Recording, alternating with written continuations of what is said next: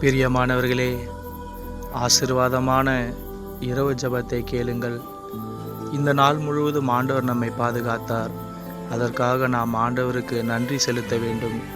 நம்முடைய பிரயாணங்களில், நம்முடைய வேலை இடங்களில், பள்ளியில், ஸ்கூலில், எல்லா இடங்களிலும் தேவன் நம்மை பாதுகாத்ததற்காக அவருக்கு நன்றி சொல்லுவோம். கர்த்தர் தாமே இந்த இரவு உங்களுக்கு நல்ல உறக்கத்தை தந்து அதிகாலையில் எழும்பி அவரை தேட உதவி செய்வாராக. நாம் ஜெபம் செய்வோம்.